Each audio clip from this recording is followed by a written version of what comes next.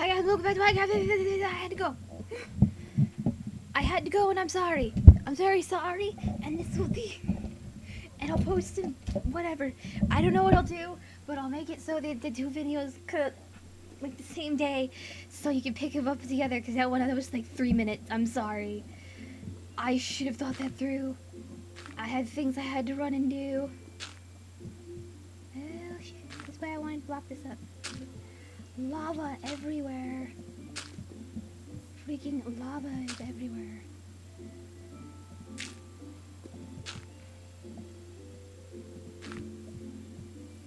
Okay, that's bugging out just a little bit. Don't you know? Actually, no. So, we're on a quest for a village. We're gonna quest to go find a village. Because apparently that's what I want to do. And also, this is just a random world I made.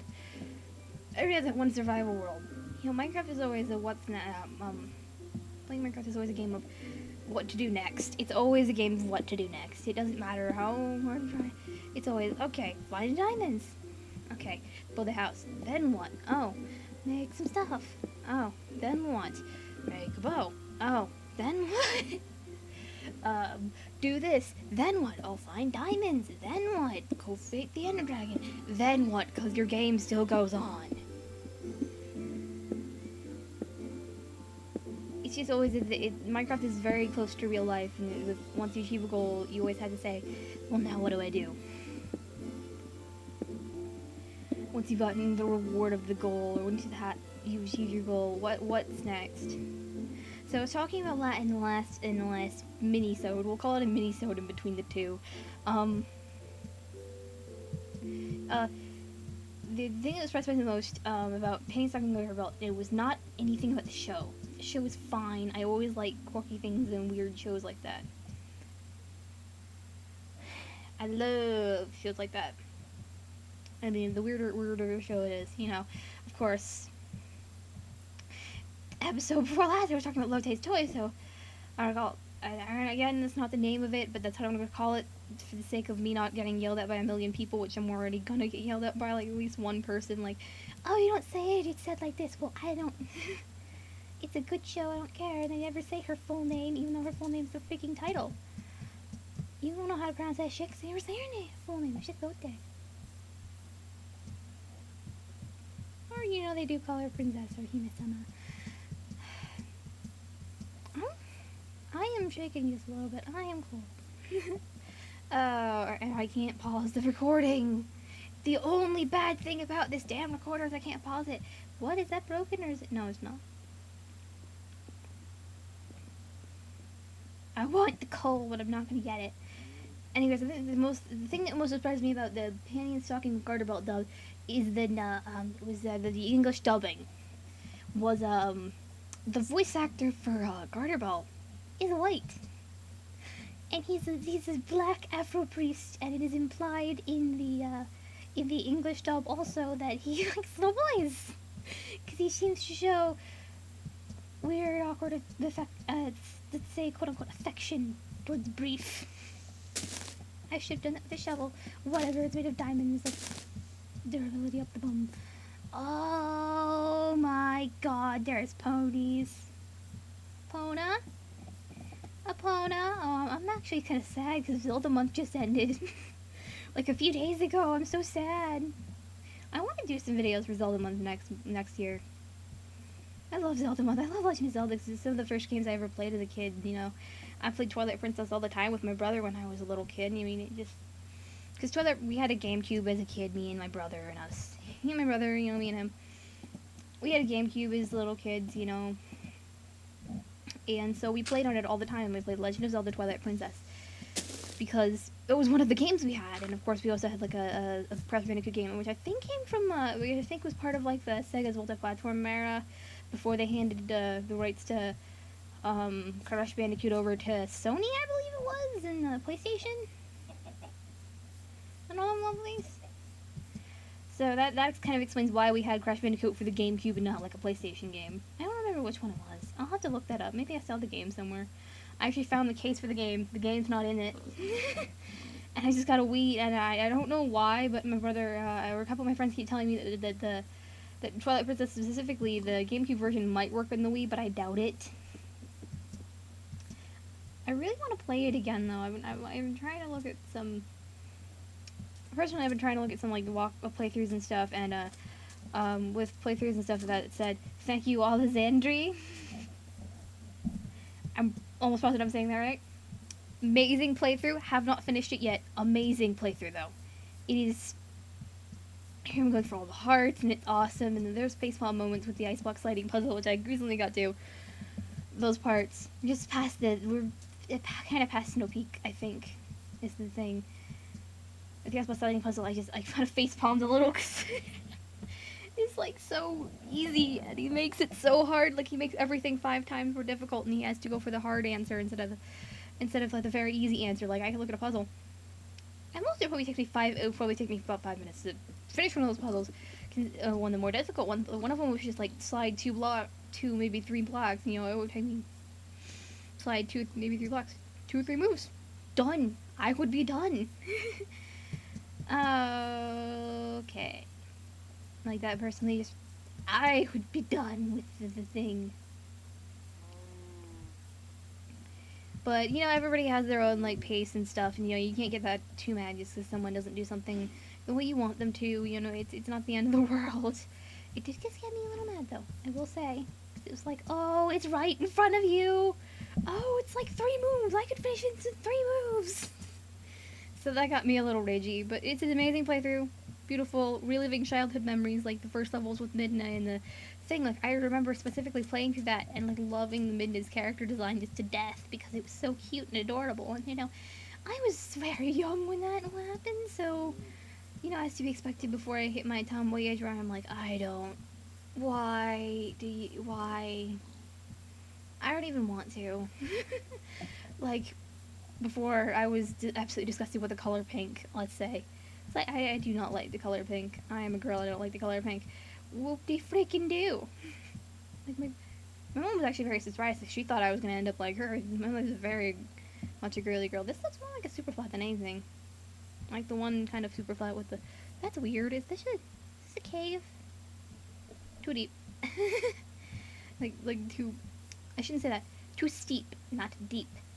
With an S. Oh, we left it on an airplane time. We didn't see a single freaking village. Okay, well, whatever. Anyways, that's just. Yeah. But I love that game to death, and it's just. I really wish I could play it, but I don't think I will be in the future. Maybe I could get my hands on an actual working emulator because my computer doesn't work well with emulators for some reason. It absolutely like despises them. And maybe we could do some recordings and do a whole series of maybe an LOC game of some sort. Must have Legend of Zelda because that's one of my favorite series. Hyrule Warrior is freaking amazing. Also, the entire time, face palming. God damn you. Like, I understand, like, in the first game, until you got to the end, like, in Ocarina of Time, you didn't, until you got really close, until you got, like, to a certain point, I'm not gonna say close to the end, but until you got to a certain point, Sheik was Sheik and Zelda was Zelda, and they were not the same person. This is not new information, so I'm not spoiling it for anyone, but Sheik is Zelda in Ocarina of Time. And I just enough dirt to do that. Sheik is Zelda, and yeah. You parade around, cause stuff, man, she's freaking Zelda. You're Zelda. Sheik, you're Zelda. I feel like I was facepalming just a little bit, because like, oh, come on. If this was supposed to happen in, like, the past with this, personally, I think this will be probably on the child timeline, considering the games that have been factored in, possibly after Twilight Princess, at the earliest after Twilight Princess. Sometime after Twilight Princess. If it were to place on the timeline, which it doesn't exist on the timeline, that does make sense, because then none of it would have happened, they would have known about. But then you could look at these cases, oh, well, it was just, they opened the gate, it wasn't to different eras, it was different parts of the timelines. And I'm like, okay, well, they done this from Majora's Mask and Twilight Princess. Because the super hook shot is pulling down the moon from Majora's Mask. Also, the moon would have killed everyone by the time it got even anywhere close enough to know that it was falling. But yeah, like I think it probably if it had to be put on the timeline somewhere, it would be sometime after Twilight Princess at the very earliest, and maybe after one of the two Four Sword games is on that timeline right after Twilight Princess, as far as I know. People are gonna kill me for this, but I haven't looked in the timeline forever. But I think that's what I remember, so it might be before that game. I don't know if it was regular or adventure, because as far as I know, it was. I don't want to make an ass out of myself for messing up something on the timeline, so I'm just not gonna mention it. Oh, there's a comment. Just say it. We'll tell you if you're wrong. Like, I don't want to get told I'm wrong. I know I'm probably gonna be wrong in the first place. Shroom Island? Shroom Island? I'm just walking around now, like, obliviously. I'm never gonna find my house again. Never. Never, ever, ever. There's a plains biome! To the plains! The great plains! Oh. Reminds me of the mailman from... Not the mailman, but the postman from a lot of the Lizzie games. He's actually in Twilight Princess, and he has this very good role in it. And he says, before he leaves, he says, "Onward to mail," which is what reminded me of that, because it's such weird. Whatever. Actually, well, yeah, never mind. There's so much water and not enough villages. Too much water, not enough villages. That's my excuse. I'm just gonna walk around for forever and talk about random shit. But yeah. Anyways, like, it really just surprises me because, like, okay, Ocarina of Time and supposedly other recipes came from previous eras of, I'm assuming era marks a different hero for every era. A different hero of, a different chosen hero, it's basically every era might mark a different link from each of these eras. Honestly, I don't understand why you would have had Midna be in her little Midna form. Of course, that would have been a spoiler to the game at the end of the game. Not really a spoiler anymore. Like the Sheik thing is, Midna is actually kind of has a human form in the end, and you get this cool weird transformation. Am I just going in a circle now? Okay, maybe not. I'm just gonna walk through here. As you see this beautiful, this kind of very beautiful, like she's actually very beautiful in like this human-esque form. And I think if I can quote this correctly, if anyone knows if I quote this correctly, you get 10 points or something, whether I don't or not. But I think what she says to Link when he just says nothing, like you even get to see like surprise face on Link's face, surprised Link face on Link, which was am I so I think it's am I so beautiful you have no words left, is I think what she said in that as a response to the little gaping Link right there. But yeah, and I guess that you could do that, but if you're gonna have it be any, I know it's not canon, so a lot of things are gonna be wrong. But if you're gonna do that, maybe have it so she went back to being under the Four Shadows, and in the last game, one of like the horn pieces on the Four Shadow was crushed by Ganon before you actually see her as the Twilight Princess. So could you maybe not like maybe break a horn piece, because maybe it's like, oh, you can use an excuse for that, like, or I don't know. But like this is supposed to happen like after all these different things happened, which means that Midna would be human, or if she became, or wore the Four Shadows again, and the piece of the Four Shadows she wearing at the beginning of the game when she's in the Twilight form, the little Twilight fairy form. I'm not gonna call I don't want a fairy, but yeah. If she's in that form, like why wouldn't you have the Four Shadow broken? Because it is broken. It is legitimately broken. In the end of the game, Ganon crushes one of the horns. He holds it up and it crushes it when he's on his horse. Because I don't know everything about the game storyline. As far as I know, you start off with getting rid of Zant, and then I think you start off by getting the Four Shadows, and the Four Shadows get taken away, and then you go look for the Twilight Mirror, so you can go to the Twilight Realm. And something with the Twilight Realm when you go there. And but a little bit more surprised to see that in don't kill him. He's one of my people. With the beasts, like she says before, that happens in the game where you actually go to the Twilight Realm. That those are Zant turned all the people into these beasts, and they really disintegrate. Not like they don't do the little dying explosion like normal mobs do. This is that generated a little weird with the sand being there. I guess it like knocked the flowers off of it.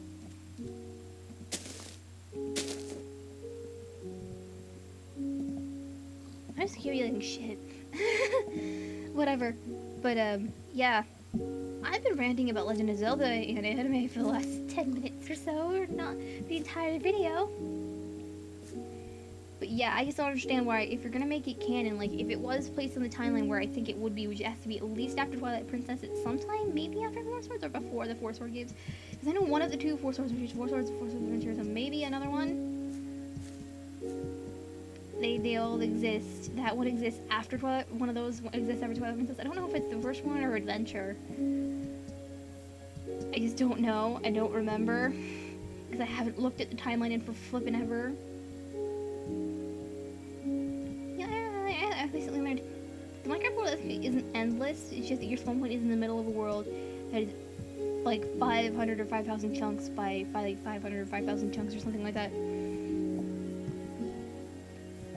It's an astronomical number of chunks. But once you get to like the edge of the world, you'll start falling through the ground, and biomes won't generate correctly, and all that lovelies. But, you know, they don't expect you to go that far, so they don't really program it to be completely endless. They just program it to randomly generate in a specific area.